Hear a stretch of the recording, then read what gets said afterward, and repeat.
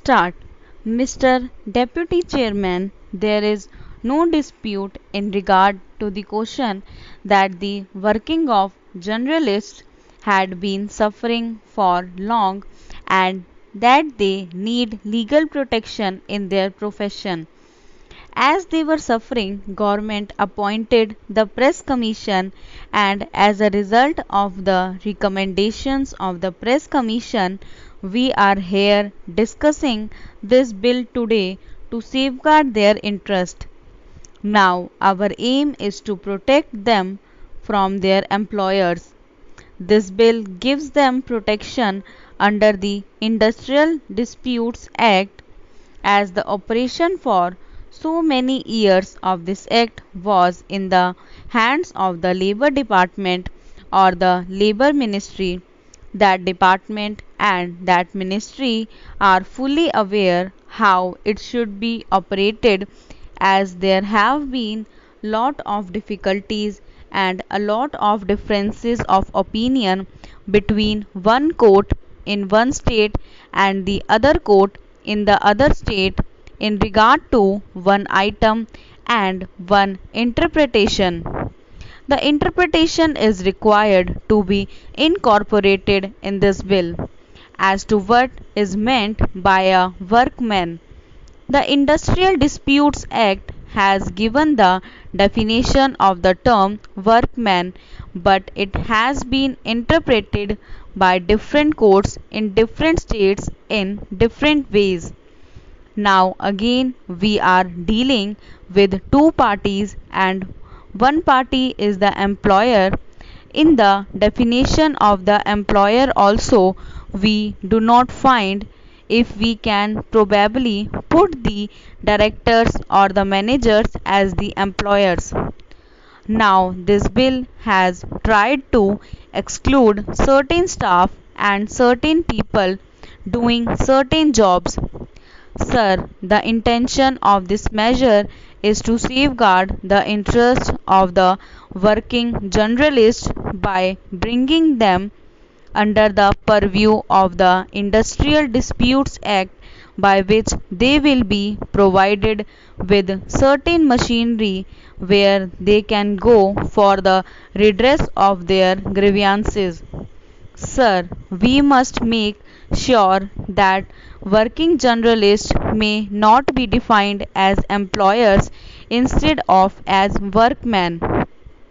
If, as we say here, an employer is one who is employed in a managerial or administrative capacity, there is bound to be difficulty. I will cite an example now. A working journalist might get two typists in his office and he may have three peons. He may be actually a supervisor acting on behalf of the manager also. Now he is performing two jobs. He himself is working and he is also performing the work entrusted to him by the manager or the managing director. If such a person has got any grievance, he goes to this machinery that is to be appointed under this bill, and he is entitled to get relief. But as he is partially employed as manager, he may be denied that right. Therefore, I am afraid that whatever we may try to do, we must be very specific in this matter. I think we should say that the working journalist means a person whose principal avocation is that of a journalist, etc., etc. And then they are also termed as workmen under the Industrial Disputes Act. Otherwise, we will be faced with that sort of difficulty as other trade unions are experiencing in their day-to-day work in the appellate tribunal or the industrial tribunal or in other courts. I hope that the minister in charge of this bill will consult the Labour Minister, who is an expert in this matter, as to how to safeguard really the interests of these people by putting a proper definition for the working journalist. Now I have got another point. Really, this should have been brought forward by the Labour Department as they have been operating the Industrial Disputes Act. Under the Industrial Disputes Act, we have got some machinery which has got to come into being when there is a dispute. Now, under the existing Industrial Disputes Act, the appropriate government has got to order in writing to this machinery. As the working journalists are spread over throughout the country, I am not clear in my mind whether, for the purpose of the working journalists, this Industrial Disputes Act will be operated by the central government or by the state governments. Both the central and the state governments have their own machinery, from the Chief Labour Commission to the Reconciliation Officer. The Government of India has got a set of machinery throughout the country, and again the state governments have got their own Labour Commissioner and other officers. I want that also must be specifically provided in this bill as to whether they have got to go to the central government or to the state governments for the redress of their grievances. Now, the tribunals are not permitted to undertake any case as soon as it is referred by either of the parties unless it is specifically ordered by the appropriate government. Now, my own opinion is this, that for the first time being it should be operated by the Labour Ministry of the central government. Neither the Information and Broadcasting Ministry nor the state governments should operate this because it is a new thing incorporated by the central government, and the government of India knows what for they are coming forward with this piece of legislation. I want that the Information Ministry should hand over this business to the Labour Ministry, which should operate this through its own machinery. Sir, anyone who knows anything of journalism in this country will welcome the protection that this bill gives to working journalists. There is no doubt that their present lot is a hard one and that it is difficult sometimes even for the best of them to discharge their duties honestly. But the remarks made by my honorable friend make me anxious to understand the scope of the bill. My honorable friend spoke of the protection given to editors who expressed their views freely, even though they may be unpalatable to the proprietors of their papers. Sir, is it really the object of the bill to make the working journalist to decide the policy of the paper to which they are now attached? Stop. Senior stenographer, legal matter ready.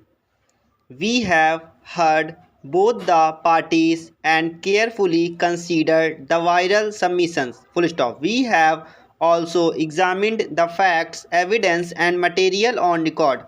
Full stop. We find that the same issue came up for consideration before ITAT, Chandigarh bench in SSC's own case for the assessment year 1985-86. Full stop. This issue was decided against the SSC and in favor of the revenue by observing in para 14 of the aforesaid order as under para. We have heard both the parties and carefully considered the rival submissions. Full stop. We have also examined the facts, evidence and material on record full stop. We find that the same issue came up for consideration before ITAT Chandigarh bench in SSC's own case for the assessment year 1985-86 full stop. This issue was decided against the SSC and in favor of the revenue by observing in para 14 of the aforesaid order as under para. We have carefully considered the submissions of both the sides and perused the material on record. Full stop. In our opinion, the claim of the SSC has been properly and validly negatived by the revenue authorities. Full stop. In the first instance, this guarantee was given before the start of the work by the SSC and could therefore be held to be capital in nature. Full stop. Secondly, it is true that the release or refund of this amount depended upon the satisfactory performance by the SSC, that is the contractors. Full stop. This however does not mean that there has been as a matter of fact any unsatisfactory performance on the part of the SSC or that the SSC is certainly going to get this amount forfeited. Full stop. Both possibilities are inherent in the situation. Full stop. We therefore do not accept the proposition that this is an expenditure, for an expenditure is an outgoing. Full stop. Expenditure connotates any sum going out finally and permanently from the coffers of the SSC. Full stop. Though the bank guarantee has been given, the amount cannot be considered as having gone out of the hands of the SSC irretrievably and cannot therefore be considered as an item of deduction even under section 28 of the Act. Full stop. We therefore hold that this item along with three earlier items discussed above have been correctly disallowed as a deduction by the revenue authorities. Full stop. This ground is therefore rejected. The facts of the case for the assessment year under reference as are similar to the facts of the case for the assessment year 1985-86. Full stop. Therefore, respectfully following the aforesaid order of the tribunal, we hold that the Commissioner appeals was justified in sustaining the disallowance of the aforesaid amounts. Full stop. We confirm his orders and dismiss this common ground of appeals for both the assessment years under reference. Full stop. The next ground of appeal for the assessment year 1989 to 90 relates to the fact that the Commissioner appeals was not justified in sustaining disallowance of rupees 1,27,989 under section 40A subsection 3 of the Income Tax Act. Full stop. The facts of the case are that while completing the assessment for the assessment year under reference, the assessing officer observed that the SSC had made cash payments exceeding rupees 10,000 in violation of provisions of section 40A subsection 3. Full stop. The SSC explained that such payments had to be made because the parties from whom the SSC made these purchases insisted on cash payments and therefore there were exceptional circumstances justifying such cash payments. Full stop. However, the assessing officer observed that the SSC did not produce any letter or evidence to substantiate its contention that such payments had been made on insistence of the parties. Full stop. In addition, the assessing officer observed that the SSC made purchases of rupees 75,000 from its sister concern, namely Mrs. Monarch International Private Limited, and there was no justification for making such cash payments as the part from whom it made the purchases was known to the SSC because Sri R.K. Garg was also one of the directors in Messrs. Monarch International Private Limited. Accordingly, the assessing officer disallowed an amount of rupees 1 lakh. Full stop. Start. The Employees Provident Fund scheme was introduced by an ordinance in 1952. Later, an enactment came, and in the early stages, the scheme was made applicable only to 6 selected industries which were supposed to have the capacity to pay. Now, of course, more than 60 industries are covered by the Employees Provident Fund scheme, but the Act gives the appropriate government certain powers to exempt certain factories from the operation of the Employees Provident Fund scheme. Thus, the employees in a particular industry are governed by more than one provident fund scheme. As is obvious, frequent changes in the place of employment take place, and a worker who is today employed in an exempted factory may in due course join a factory where the Employees Provident Fund scheme under the Act is applicable. Then he faces a lot of difficulties in the transfer of his funds from the exempted scheme to the statutory scheme. It is therefore time that the government did away with exemptions altogether. Then, Mr. Vice Chairman, the need for a comprehensive social security scheme is well accepted in the country. The Government of India, some 10 years back, appointed a working group headed by Mr. V.K.R. Menon, Director of the Regional Office of the ILO in New Delhi. That working group went round the country and produced a comprehensive scheme for social security, and the recommendation was that the employees state insurance and the employees provident fund schemes should be merged into one social security scheme, which would also be able to give workers unemployment benefits and old age pension. It is more than 10 years since this report was submitted, and though the government appears to have accepted the recommendation in principle, nothing has been done in that matter. That is probably due to the fact that a number of provident fund schemes are exempted from the operation of the statutory scheme.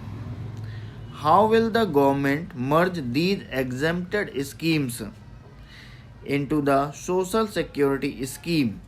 So, if the government are serious about merging the employees state insurance and the employees provident fund schemes, it is time that they did away with exemptions.